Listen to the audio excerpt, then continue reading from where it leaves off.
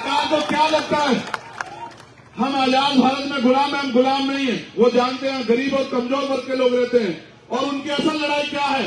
किसी भी देश को अगर कब्जा करना हो, किसी भी देश को गुलाम बनाना हो, तो उस देश की दो चीजों पे कब्जा करना पड़ता है। पहला, उस देश का बिजनेस। याद करो, जब अंग्रेज यहां आए तलवार लेकर नहीं आए, बंदूक लेकर नहीं आए, ईस्ट इंडिया कंपनी के रूप में एक बिजनेस की कंपनी यहां लेके आए और धीरे धीरे पूरे देश पे कब्जा कर लिया।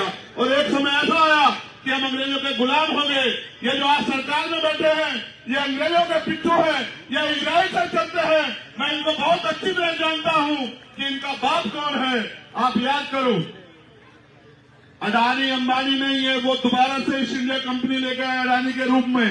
अडानी के रूप में देश का सारा व्यापार वो अडानी को सौंप देंगे। एक दिन ऐसा आएगा, ये लड़ाई है। आपके पास जो दुकानें खड़ी हैं, आप पे जो रोजगार है, चाहे चमड़े का हो, चाहे जरी का हो, चाहे किसी और चीज का हो, वो आपसे आपका रोजगार छीनना चाहते हैं।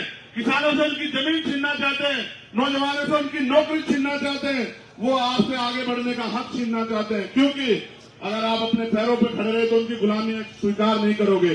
अडानी अंबानी नहीं है, याद करो, ये अडानी नहीं है, ये इस देश की गुलामी की पहली तस्वीर है।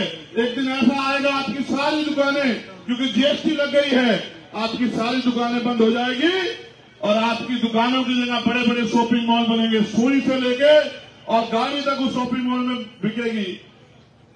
और जिस दिन वो शॉपिंग मॉल एक दिन के लिए बंद होगा, आप रोटी रोटी को तरस जाओगे। आपको पीने के लिए पानी नहीं मिलेगा, बच्चों के लिए दूध नहीं मिलेगा। ये एक षड्यंत्र है इस देश को गुलाम बनाने का। दूसरा तरीका यह है देश को कब्जा करने का कि उस देश की सेना पे कब्जा कर लो। इन्होंने अग्निवीर योजना लाके देश की सेना के हौसले कमजोर किए और इन्होंने अग्निवीर योजना लाके जो समर्पण था राष्ट्रभक्ति का नौजवानों में, उसको कमजोर किया। ये चाहते हैं कि सेना में इनकी विचारधारा के लोग रहें, जो इस सेना के जरिए और बिजनेस पे कब्जा करके इस देश के करोड़ों शोषितों, वंचितों, कमजोरों को, मजलूमों को, गुलामों जैसा जीवन